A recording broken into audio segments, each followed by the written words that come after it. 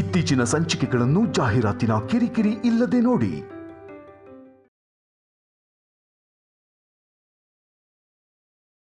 ಅಮ್ಮ, ಎಲ್ರಿಗೂ ಧೈರ್ಯ ಹೇಳು. ನೀವೇ ಹೀಗಾಗ್ಬಿಟ್ರೆ ನಮ್ಗಳ ಗತಿ ಏನ್ ಹೇಳಿಮ್ಮ?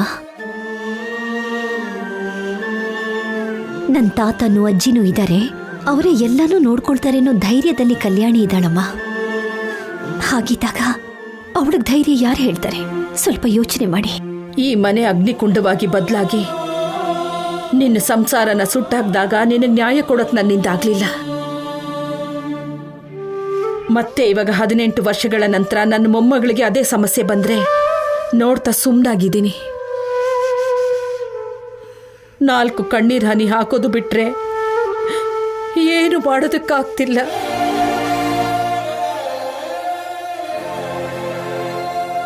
ಪಾಪ ಕಲ್ಯಾಣಿ ವಯಸ್ಕು ಮೀರಿರೋ ನೋವನ್ನು ಹೊರ್ತಿದ್ದಾಳೆ. ಶೌರ್ಯ ಕೋಪದಲ್ಲಿ ಕಟ್ಟಿರೋ ತಾಳಿನ ಬೇಡ ಅನ್ಕೊಳ್ದೆ ಈ ಮನೆ ಮರ್ಯಾದೆ ಹೋಗ್ದಾಗೆ ಗಂಡ ಹೆಂಡತಿ ಬಂಧನಕ್ಕೆ ಬೆಲೆ ಕೊಡ್ತಾ ಯಾವತ್ತೋ ಒಂದಿನ ಕಟ್ಕೊಂಡಿರೋ ಗಂಡ ತನ್ನನ್ನ ಅರ್ಥ ಮಾಡ್ಕೋತಾನೆ ಅನ್ನೋ ಆಸೆಯಿಂದ ಬದುಕ್ತಿದ್ದಾಳೆ.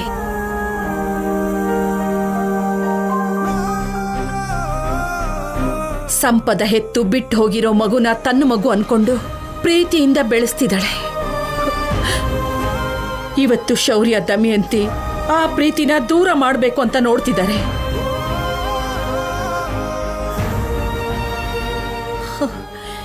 ಇಷ್ಟು ನೋವನ್ನ ಸಹಿಸ್ಕೋತಿರೋ ನನ್ನ ಮೊಮ್ಮಗಳನ್ನ ನೋಡ್ತಿದ್ರೆ ಕಣ್ಣೀರ್ ಬರ್ದೇನೆ ಹೇಗಿರುತ್ತೆ ಅನುಪಮ? ನನ್ನ ಹೃದಯ ಭಾರ ಆಗ್ದೇನೆ ಹೇಗಿರುತ್ತೆ? ಅಯ್ಯೋ ಅಮ್ಮ, ಅತ್ತೆ, ಅಮ್ಮ, ಪಾರ್ವತಿ, ಪಾರ್ವತಿ, ಅಜ್ಜಿ, ಏನಾಯ್ತು ಅಜ್ಜಿ?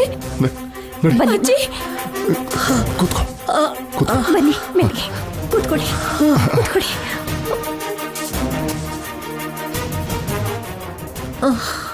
ಅನುಪಮ, ಡಾಕ್ಟ್ರಿಗೆ ಫೋನ್ ಮಾಡು. ಸರಿಪಾ.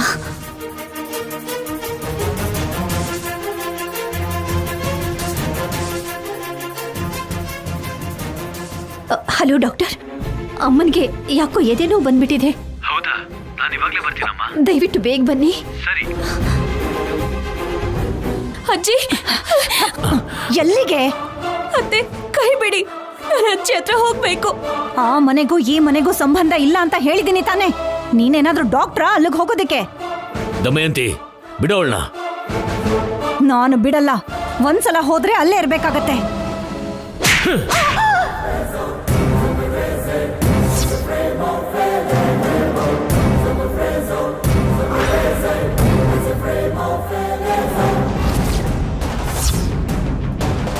ಕಲ್ಯಾಣಿ, ನೀನು ಹೋಗಮ್ಮ. ಯಾರು ತಡಿತಾರೋ ನಾನು ನೋಡ್ತೀನಿ.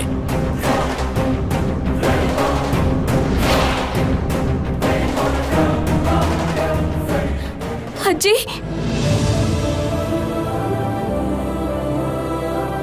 ಅಜ್ಜಿ, ನೀವ್ ಯಾಕೆ ಹೀಗ್ ಮಾಡ್ತಿದ್ದೀರಾ? ಅವ್ರ ನಮ್ಮ ಮಧ್ಯ ಹೀಗ್ ಗೋಡೆ ಕಟ್ಬೋದು ಅಷ್ಟೇ.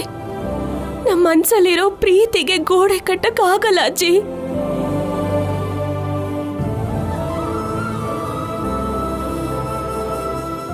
ಆ ದೇವ್ರು ಎಲ್ಲ ನೋಡ್ತಾ ಇರ್ತಾನೆ. ಎಲ್ಲ ಒಳ್ಳೇದೇ ಆಗತ್ತೆ ಅಜ್ಜಿ.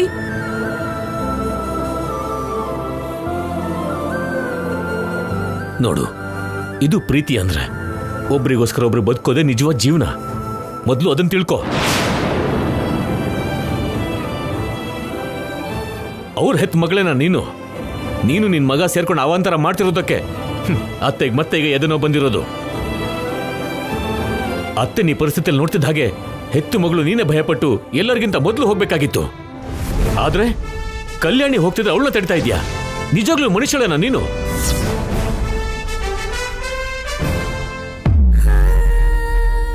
ನೀವು ತುಂಬಾ ಸ್ಟ್ರಾಂಗ್ ಅಜ್ಜಿ. ಭೂಕಂಪ ಆದ್ರೆ ಬೆಟ್ಟಗಳು ಬಿದ್ದು ಹೋಗುತ್ತೇನೋ, ಆದ್ರೆ ಸಮಸ್ಯೆಗಳು ಬಂದ್ರೆ ನಮ್ಮ ಅಜ್ಜಿ ಅದಕ್ಕೆ ಎದುರಾಗಿ ಹೋಗ್ತಾರೆ. ಹಾಗಂತ ಎಲ್ಲರಿಗೂ ಹೇಳ್ತಿರ್ತೀನಿ. ಆದ್ರೆ ನೀವೇ ಹೀಗಾದ್ರೆ ಹೇಗೆ ಅಜ್ಜಿ?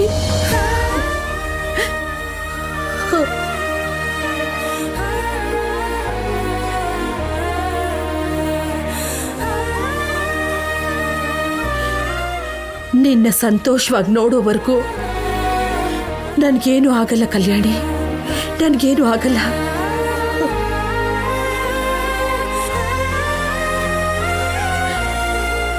ನಿನ್ನೆದೆಯಲ್ಲಿ ಇಷ್ಟೊಂದು ನೋವನ್ನಿಟ್ಕೊಂಡು ನನಗೆ ಧೈರ್ಯ ಹೇಳ್ತಿದ್ಯಾ? ಇಷ್ಟು ಮನ್ಸನ್ನ ಹೇಗ್ ಗಟ್ಟಿ ಮಾಡ್ಕೊಂಡಿದ್ಯಮ್ಮ? ನೀವ್ ಹಂಚಿರೋ ರಕ್ತದಿಂದಾನೇ ಅಜ್ಜಿ ಈ ಊರ್ಗೆ ಹಿರಿಯರಾಗಿರೋ ಶಿವಪಾರ್ವತಿ ಭೂಪತಿ ಅವ್ರ ಮೊಮ್ಮಗಳು ಅಂದ್ರೆ ಹೇಗಿರ್ಬೇಕು ಹೇಳಿ?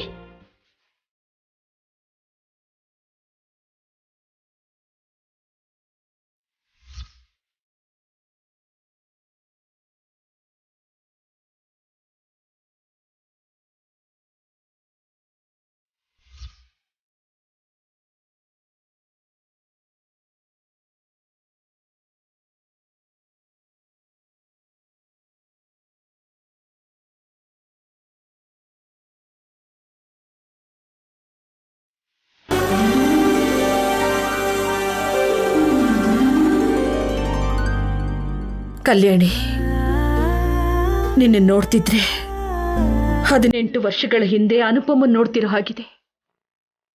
ಅದೇ ಗಟ್ಟಿ ಧೈರ್ಯ, ಅದೇ ಪ್ರೀತಿ.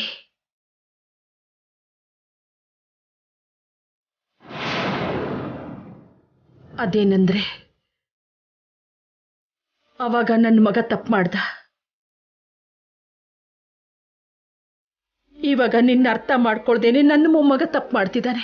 ಇಲ್ಲ ಅಜ್ಜಿ, ಆಫೀಸರ್ ತುಂಬಾ ಒಳ್ಳೆಯವರು. ತಪ್ಪು ಮಾಡ್ಬೇಕು ಅನ್ನೋ ಉದ್ದೇಶ ಅವರಿಗಿರಲ್ಲ. ಆದ್ರೆ ಪರಿಸ್ಥಿತಿ ಹೀಗಿರೋದ್ರಿಂದ ನಮ್ಮನ್ನ ಅವ್ರ ಅಪಾರ್ಥ ಮಾಡ್ಕೋತಿದ್ದಾರೆ. ಇಲ್ಲ ಇಲ್ಲ, ಅಪಾರ್ಥ ಮಾಡ್ಕೊಳ್ಳೋ ಹಾಗೆ ಕೆಲವು ಜನ ಮಾಡ್ತಾ ಇದ್ದಾರೆ.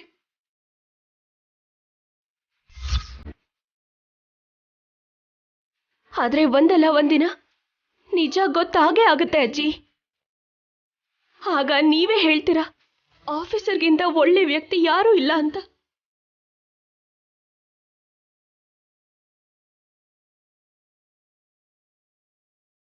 ಸತ್ಯ, ಧರ್ಮ, ನ್ಯಾಯನೇ ಗೆಲ್ಲುತ್ತೆ. ಆದ್ರೆ ಅದಕ್ಕೆ ಸ್ವಲ್ಪ ಸಮಯ ಹಿಡಿಯುತ್ತೆ ಅಂತ ನೀವೇ ಹೇಳ್ತಿರ್ತೀರಲ್ಲ ಅಜ್ಜಿ. ಇವಾಗ್ಲೂ ಅದೇ ನಡೀತಾ ಇದೆ. ನಾನು ಅನುಪಮಮ್ಮ ಹೊಟ್ಟೆಯಲ್ಲಿ ಹುಟ್ಟೆ ಇದ್ರು ಕೂಡ ಹೆತ್ತ ಮಗಳಿಗಿಂತ ಹೆಚ್ಚಾಗಿ ಪ್ರೀತಿ ಕೊಡ್ತಿದ್ದಾರೆ. ನಾನು ಕೂಡ ಅವರನ್ನ ಅಷ್ಟೇ ಪ್ರೀತಿಸ್ತಿದ್ದೀನಿ ಅಜ್ಜಿ.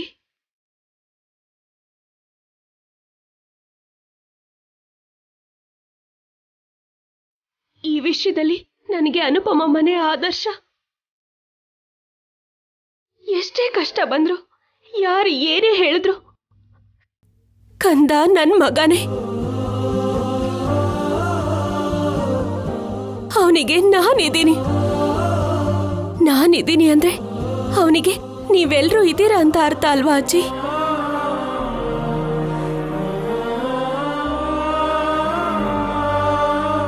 ಹಾ, ಇದ್ದ ಹಾಗೆ ನಾಳೆ ಡಾಕ್ಟರ್ ಕೊಡೋ ರಿಪೋರ್ಟ್ಸ್ ಅಲ್ಲಿ ಅವನು ಶೌರ್ಯನ್ ಮಗ ಅಲ್ಲ, ಆ ಸಂಪದ ಸಿದ್ದುಗ್ ಹುಟ್ಟಿರೋ ಮಗು ಅಂತ ಗೊತ್ತಾಗ್ಲಿ. ಆಗ ಅವನು ಹೊಸ್ಲು ದಾಟಿ ಒಳಗೂ ಬರೋ ಹಾಗಿಲ್ಲ. ಬೀದಿಲ್ ಬಿಸಾಕ್ತೀನಿ. ಹದ್ದು ಬಂದ್ ಎತ್ಕೊಂಡು ಹೋಗುತ್ತೋ ಅಥವಾ ಹೆತ್ತ ತಾಯಿನೇ ಬಂದ್ ಎತ್ಕೊಂಡು ಹೋಗ್ತಾಳೋ ನನಗ್ ಬೇಕಾಗಿಲ್ಲ.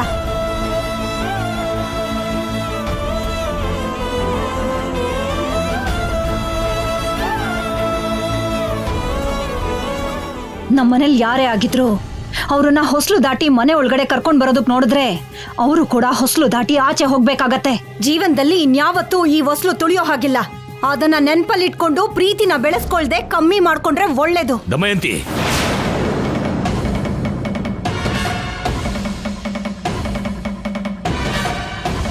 ಒಂದ್ಸಲ ಹೊಡೆದ್ರಲ್ಲ, ಮತ್ತೆ ಹೊಡಿತೀರಾ? ಹೊಡಿರಿ. ನೀವ್ ನನ್ನ ಸಾಯಿಸಿದ್ರು ನನ್ನ ನಿರ್ಧಾರ ಬದಲಾಗಲ್ಲ. ಈಗ ನಾನೇನು ಮಾತಾಡಲ್ಲ. ನಾಳೆ DNA ರಿಪೋರ್ಟ್ ಬರಲಿ, ಆಗ ಮಾತಾಡ್ತೀನಿ.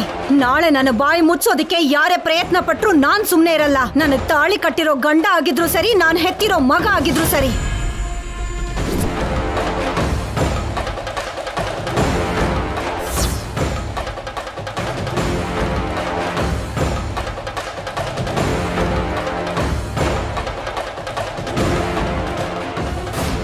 ಅಜ್ಜಿ, ನೀವಿದೆಲ್ಲ ಮನ್ಸಲ್ಲಿಟ್ಕೊಂಡು ಆರೋಗ್ಯನ ಹಾಳು ಮಾಡ್ಕೋಬೇಡಿ. ಆ ದೇವ್ರ ಹತ್ರ ನಾವು ಮನ್ಸಾರೆ ಏನಾದ್ರೂ ಬೇಡ್ಕೊಂಡ್ರೆ ಆ ದೇವ್ರ ಅದನ್ನ ಕೇಳಿಸ್ಕೊಂಡು ನಮ್ ಬೇಡ್ಕೆನ ಅವನು ಈಡೇರಿಸ್ತಾನೆ ಅಂತ ಹೇಳ್ತಾರೆ ಅಲ್ವಾ ಅಜ್ಜಿ? ನೀವು ಶಿವನ ಹತ್ರ ಬೇಡ್ಕೊಳ್ಳಿ. ಮನೆ ಮಧ್ಯ ಇರೋ ಗೋಡೆ ಜೊತೆಗೆ ನಮ್ಮ ಮಧ್ಯ ಇರೋ ದೂರನೂ ಹೊರಟೋಗಿ ಎಲ್ಲರೂ ಮುಂಚಿನ ಹಾಗೆ ಒಟ್ಟಾಗಿರ್ಬೇಕನ್ನೋ ಕೋರಿಕೆ ಖಂಡಿತವಾಗ್ಲೂ ನೆರವೇರುತ್ತೆ.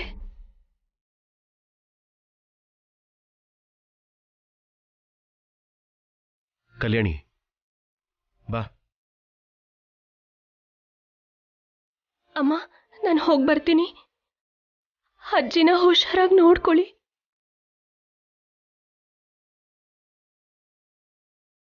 ತಾತನ್ನ ನೋಡು ಅಜ್ಜಿ, ಎಷ್ಟು ಸ್ಟ್ರಾಂಗ್ ಆಗಿದ್ದಾರೆ. ಅವರನ್ನ ನೋಡಿ ಕಲ್ತ್ಕೋ.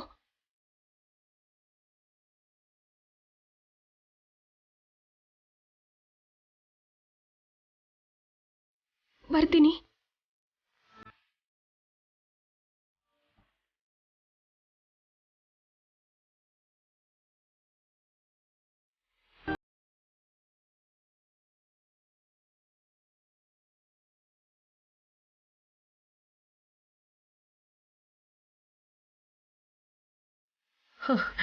ಇವಳು ನಮ್ಮ ಮನೆಗೆ ಬಂದ ಅದೇ ತುಂಟು ಹುಡುಗಿನ.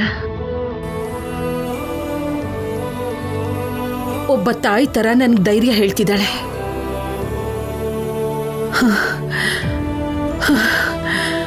ಕಲ್ಯಾಣಿ ಮಾತು ಕೇಳ್ತಿದ್ರೆ ನನ್ನ ಮನಸ್ಸು ಹಗುರ ಆಗ್ತಿದೆ. ಅವಳಿಗೆ ನಿನ್ ಗುಣನೇ ಬಂದಿದೆ ಅನುಪಮ.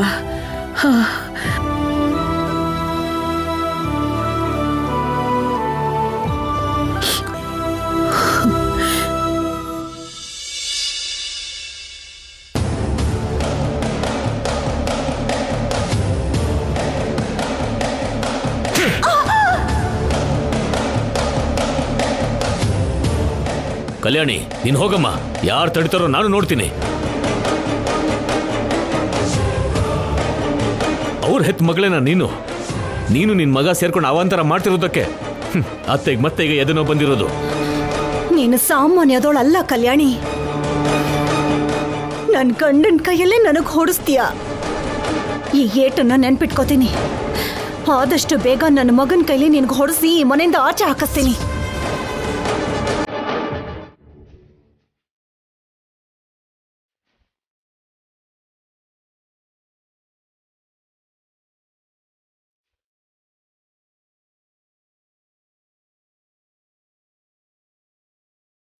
ಯಾಕೆ ಮಾವ ಅತ್ತೆನ ಹೊಡೆದ್ರಿ? ಒಂದು ಕಡೆ ಅತ್ತೆಗೆ ಹುಷಾರಿಲ್ಲ ಅಂದ್ರೆ ನೋಡಕ್ ಹೋಗ್ತೀನಿ ಅಂದ್ರೆ ನಿನ್ನ ತಡಿತಾಳೆ. ಹೋಗ್ಲಿ ಬಿಡು ಅಂದ್ರೆ ಕೇಳಿಸ್ಕೊಂಡ್ಲಾ? ಮೊದಲು ಮಾತಲ್ಲಿ ಹೇಳ್ಬೇಕು, ಆಮೇಲೆ ಹೊಡೆದು ಹೇಳ್ಬೇಕು ಅಂತಾರಲ್ಲ, ಅದಕ್ಕೆ ಹೊಡೆದೆ. ಆದ್ರೆ ಅತ್ತೆ ಈಗಾಗ್ಲೇ ನಮ್ಮ ಮೇಲೆ ಕೋಪಿಸ್ಕೊಂಡಿದ್ದಾರೆ. ಇವಾಗ ಇನ್ನೂ ಕೋಪ ಜಾಸ್ತಿ ಆಗುತ್ತೆ. ಅತ್ತೆ ಅಂತವ್ರನ್ನ ಪ್ರೀತಿಯಿಂದನೇ ಬದಲಾಯಿಸ್ಬೇಕು ಮಾವ, ಕೋಪದಿಂದ ಅಲ್ಲ. ಈಗಾಗ್ಲೇ ಮೋಕ್ಷ ತನ್ನ ಮೊಮ್ಮಗ ಅಲ್ಲ ಅಂತ ಅತ್ತೆ ಅನ್ಕೊಂಡಿರ್ತಾರೆ. ಇವತ್ತು ನೀವು ಕೈ ಮಾಡಿದ್ದು ಕೂಡ ನಮ್ಮಿಂದನೇ ಆಗಿದ್ದು ಅನ್ಕೊಂಡು ನನ್ನ ಮೇಲೆ ಕಂದನ ಮೇಲೆ ಇನ್ನೂ ಕೋಪ ಜಾಸ್ತಿ ಮಾಡ್ಕೋತಾರೆ.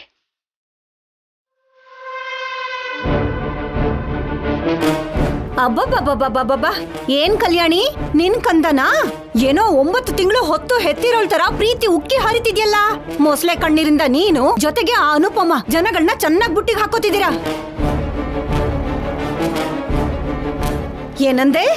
ನಿನ್ನಿಂದ ನನ್ ಗಂಡ ನನಗ್ ಹೊಡೆದ್ರು ಅಂತ ಅನ್ಕೋತೀನಲ್ವಾ? ಹೌದು, ಅದು ನಿಜನೇ ತಾನೆ. ಮದ್ವೆ ಆಗಿ 27 ವರ್ಷ ಕಳೆದ್ರು ನನ್ ಗಂಡ ನನ್ ಮೇಲೆ ಯಾವತ್ತೂ ಕೈ ಮಾಡ್ದವ್ರಲ್ಲ. ಆದ್ರೆ ನೀನು ಬಂದು ನನ್ ಮೇಲೆ ಕೈ ಮಾಡೋ ಹಾಗೆ ಮಾಡಿದ್ಯಾ. ನೀನು ಕಣ್ಣೀರ್ ಹಾಕೊಂಡು ಆ ಅನುಪಮ ಹತ್ರ ಟ್ರೈನಿಂಗ್ ತಗೊಂಡು 4 ಸೆಂಟಿಮೆಂಟ್ ಡೈಲಾಗ್ ಹೇಳ್ತಿದ್ ಹಾಗೆ ನನ್ ಗಂಡ ಕರ್ಗೋ ಹೋಗ್ತಾರೆ, ನನಗೆ ಅನ್ಬಾರ್ದು ಮಾತುಗಳನ್ನ ಅಂತಾರೆ. ಆಗ ನಿನಗೆ ಮತ್ತೆ ಆ ಅನುಪಮನ್ಗೆ ಹಾಲ್ ಕುಡ್ದಷ್ಟು ಸಮಾಧಾನ ಆಗತ್ತೆ. ಒಂದು ಸಮಯದಲ್ಲಿ ನನ್ ಮಗ ಕೂಡ ಅವಳನ್ನ ಕಣ್ಣು ಮುಚ್ಕೊಂಡು ನಂಬ್ತಿದ್ದ. ನಿಜ ಗೊತ್ತಾದ್ಮೇಲೆ ಈಗ ಅವಳಿಂದ ದೂರ ಆಗಿದ್ದಾನೆ. ಅದಕ್ಕೆ ನನ್ ಗಂಡನ ಇಟ್ಕೊಂಡು ಆಟ ಆಡಿಸ್ತಿದ್ದೀರಾ. ದಮಯಂತಿ, ಇವಾಗಳು ಏನನ್ಲು ಅಂತ ಅವಳಿಗೆ ಬೈತಾ ಇದ್ಯಾ? ಯಾಕೆ ಮಾವಯ್ಯ ಹೊಡೆದ್ರಿ? ಪ್ರೀತಿಯಿಂದ ಹೇಳ್ಬೋದಾಗಿತ್ತಲ್ಲ ಅಂತ ಅಂದ್ಲು. ಅದ್ರಲ್ಲಿ ಏನಾದ್ರೂ ತಪ್ಪಿದ್ಯಾ? ಅದೇ ಅಲ್ವಾ ಕಲ್ಯಾಣಿ ಅನುಪಮನಿಂದ ಕಲ್ತಿರೋ ವಿದ್ಯೆ. ಅವಳೇನೂ ಮಾಡಲ್ಲ. ಮಗುನು ಚೂಟಿ ತೊಟ್ಲುನು ತೂಗ್ತಾರೆ. ಆಮೇಲೆ ಮಗು ಅಳ್ತಿದೆ ಅಂತ ಲಾಲಿ ಹಾಡ್ಕೊಂಡು ಎತ್ಕೊಂಡು ಸಮಾಧಾನನೂ ಮಾಡ್ತಾರೆ. ಸಾಕ್ ನಿಲ್ಸ್ತೀಯಾ? ಅಲ್ಲಿ ಬೇಜಾರಾಗಿ ಕೂತಿರೋದು ನಿನಗೆ ಜನ್ಮ ಕೊಟ್ಟ ತಾಯಿ. ತಾಯಿಗೆ ಎದೆನೋ ಬಂದಾಗ ನಿನ್ ಕಣ್ಣಲ್ಲಿ ನೀರ್ ಬರ್ಬೇಕಾಗಿತ್ತು. ನಿನ್ ಪ್ರಾಣ ವಿಲ ವಿಲ ಒದ್ದಾಡ್ಬೇಕಾಗಿತ್ತು. ಆದ್ರೆ ನೀನು ಕಲ್ಲಿನ ಹಾಗೆ ಸುಮ್ಮನೆ ನಿಂತಿದ್ಯಾ. ಪರಿಸ್ಥಿತಿ ನೋಡೋಕಾಗ್ದೆ ಅಜ್ಜಿ ಹತ್ರ ಹೋಗ್ಬೇಕು ಅಂತ ಕಲ್ಯಾಣಿ ಅನ್ಕೊಂಡ್ರೆ ನೀನ್ ಹೋಗಕ್ ಬಿಡದೆ ಅಡ್ಡ ಬರ್ತೀಯ. ಅದಕ್ಕೆ ನಾನು ನಿನ್ಗೆ ಹೊಡಿಬೇಕಾಗಿ ಬಂತು. ಹೌದು, ನಿಲ್ಲಿಸ್ತೀನಿ. ಯಾಕಂದ್ರೆ ಕಲ್ಯಾಣಿ ಈಗ ನನ್ಗೆ ಸೋದ್ರ ಸೊಸೆ ಅಲ್ಲ, ಸೊಸೆ. ನಾನು ಹಾಕಿರೋ ಗೀಟನ್ನ ದಾಟ್ಕೊಂಡು ಹೋದ್ರೆ ಅದನ್ನ ತಡೆಯೋ ಹಕ್ಕು ನನ್ಗಿಲ್ವಾ? ಹಾಗೆ ತಡೆಯೋದಕ್ಕೂ ಕೆಲವು ಮಿತಿ ಇರುತ್ತೆ ದಮಯಂತಿ. ನಿನ್ ಬದಲಾಗಿ ಕಲ್ಯಾಣಿ ಹೋಗಿ ಅತ್ತೆನ ಸಮಾಧಾನ ಮಾಡಿದ್ಲು. ಒಬ್ರು ನೋವು ಪಡ್ತಾ ಇದ್ರೆ ಕಲ್ಯಾಣಿ ನೋಡ್ತಾ ಸುಮ್ಮನೆ ಇರಲ್ಲ. ಬಿಡು, ನಿನಗ್ ಕಲ್ಯಾಣಿಗಿರೋ ಒಳ್ಳೆ ಬುದ್ಧಿ ಎಲ್ಲಿಂದ ಬರ್ಬೇಕು? ನೋಡಿದ್ಯೇನೋ ಶೌರ್ಯ, ನಿಮ್ಮಪ್ಪ ನನ್ಗೆ ಎಂತ ಮಾತನ್ನ ಅಂತಿದ್ದಾರೆ ಅಂತ. ನಿಮ್ಮಪ್ಪ ನನ್ಗೆ ಏನೇ ಅಂದ್ರೂ ಪರವಾಗಿಲ್ಲ ಕಣೋ, ನಾನ್ ಸಹಿಸ್ಕೋತೇನೆ. ಆದ್ರೆ ಯಾರಾದ್ರೂ ನಿನ್ನೇನಾದ್ರೂ ಅಂದ್ರೆ ಮಾತ್ರ ಸಹಿಸ್ಕೊಳಕ್ ಆಗಲ್ಲ. ಯಾವ್ದ್ರ ಬಗ್ಗೆ ಹೇಳ್ತಿದ್ಯಮ್ಮ? ಮಗು ಬಗ್ಗೆ ಕಣೋ. ಅವನು ನಿನ್ನ ಮಗ ಅಂತ ಪ್ರೂವ್ ಆದ್ರೆ ಮಾತ್ರ ನಾಳೆ ಮನೆ ಕರ್ಕೊಂಡ್ ಬಾ, ಇಲ್ಲ ಅಂದ್ರೆ ಕರ್ಕೊಂಡ್ ಬರ್ಬೇಡ.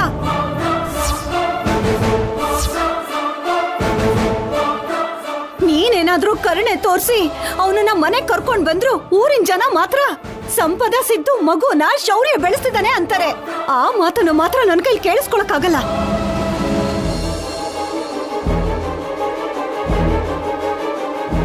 ನೀನೊಂದ್ ಮನ್ಸನ್ನ ಹಾಳು ಮಾಡ್ಬೇಡ. ನಾನ್ ನನ್ ಮಗನ್ಗೆ ಒಳ್ಳೆದನ್ನೇ ಬಯಸ್ತಿದ್ದೀನಿ. ಅದಕ್ಕೆ ನಾಳೆ ನಡೆಯೋದ್ರ ಬಗ್ಗೆ ಹೇಳ್ತಿದ್ದೀನಿ.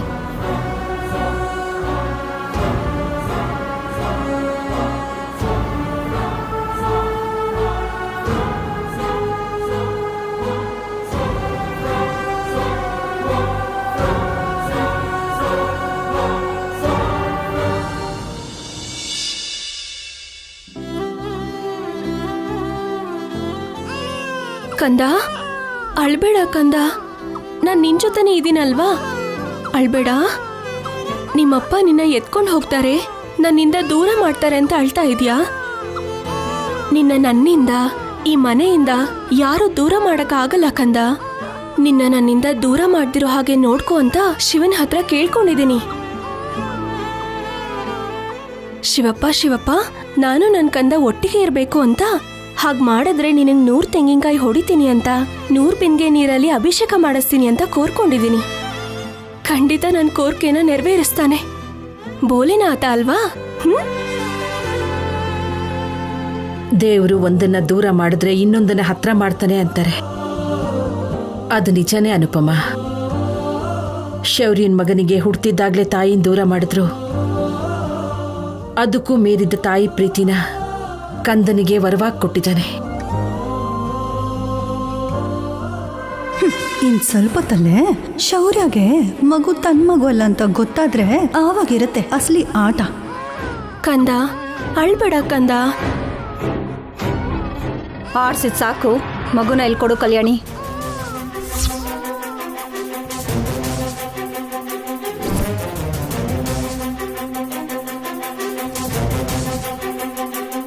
ಯಾಕತ್ತೆ? ಯಾಕೆಂದ್ರೆ ಏನು? ಪ್ರತಿಯೊಂದನ್ನು ನಿನ್ಗೆ ಹೇಳ್ಬೇಕಾ? ಕೊಡಿಲಿ. ನಾನ್ ಕೊಡಲ್ಲ ಅತ್ತೆ.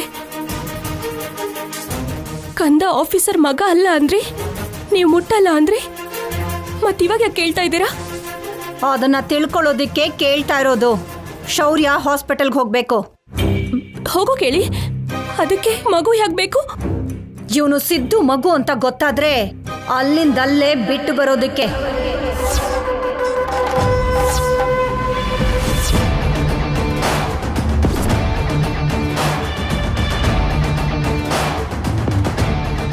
ಅದಕ್ಕೆ ನಾನು ಕೊಡಲ್ಲ ಅಂತಿದ್ದೀನತ್ತೆ. ಕೊಡಲ್ಲ ಅಂದ್ರೆ ಅರ್ಥ ಏನು? ಕೊಡಲ್ಲ ಅಂದ್ರೆ ಖಂಡಿತ ಕೊಡಲ್ಲ, ಯಾರಿಗೂ ಕೊಡಲ್ಲ. ನನ್ನ ಹತ್ರನೇ ಇರ್ತಾನೆ ಅಂತ ಅರ್ಥ ಆಯ್ತಾ? ಇಲ್ಲ ಮತ್ತೆ ಹೇಳ್ಬೇಕಾ? ಕೇಳಿಸ್ಕೊಂಡ್ಯಾ ಶೌರ್ಯ? ಇವಳು ಮಾತನ್ನ ಕೇಳಿಸ್ಕೊಂಡ್ಯೇನೋ? ಎಷ್ಟು ಕೊಬ್ಬು ಅಂತ ನೋಡಿದ್ಯಾ? ಅದಕ್ಕೆ ಕೊಬ್ಬು ಅನ್ನಲ್ಲ ದಮಯಂತಿ, ಪ್ರೀತಿ ಅಂತಾರೆ. ಪ್ರೀತಿ ಅಂತ ಏನು ಅಂತ ಗೊತ್ತಿದ್ದಿದ್ರೆ ತಾಯಿ ಮಗುನ ಯಾಕೆ ಬೇರೆ ಮಾಡಬೇಕು ಅನ್ಕೋತಿದ್ಲು?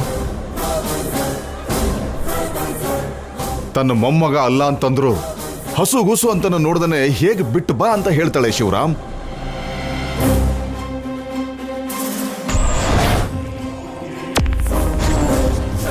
ಯಾವ ಗಳಿಗೆಲ್ ಹುಟ್ಟಿದ್ಲು? ಮನುಷ್ಯರಿಗೆ ನೋವು ಕೊಡ್ತಾ ಅದರಲ್ಲಿ ಆನಂದ ಪಡ್ತಾ ಇದ್ದಾಳೆ. ಛೀ! ನನಗೆ ನಿಮ್ ತರ ವಿಶಾಲವಾದ ಹೃದಯ ಇಲ್ಲಪ್ಪ.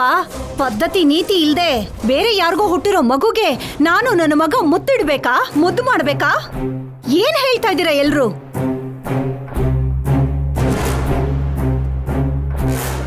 ಅತ್ತೆ, ಕಂದ ಆಫೀಸರ್ ಮಗುನೆ. ಹೌದಾ? ಸರಿ, ಹಾಗಾದ್ರೆ ಕೊಡು.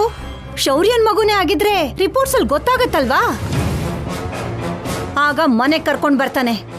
ಅವನ್ದಲ್ಲ ಅಂದ್ರೆ ತಾನೇ ಅಲ್ಲೇ ಬಿಟ್ಟು ಬರೋದು. ಕೊಡಿಲೇ.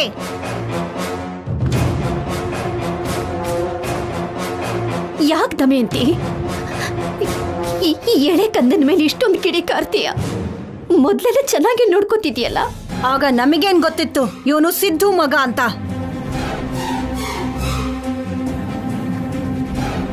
ಇಷ್ಟಕ್ಕೂ ಸಿದ್ದು ಇವನು ನನ್ನ ಮಗ ಅಂತ ಹೇಳ್ದೆ ಹೋಗಿದ್ರೆ ಮೀನಾಕ್ಷಮ್ಮಂಗ್ ಹೇಗ್ ಗೊತ್ತಾಗ್ತಿತ್ತು? ಅವ್ರು ಬಂದು ಯಾಕಿಲ್ ಗಲಾಟೆ ಮಾಡ್ತಾ ಇದ್ರು?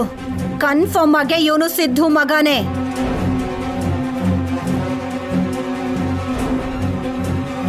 ಅತ್ತೆ, ಪ್ಲೀಸ್ ಅತ್ತೆ, ನಿಮ್ ಕಾಲ್ ಹಿಡ್ಕೊಂತೀನಿ, ಪ್ಲೀಸ್ ಅತ್ತೆ.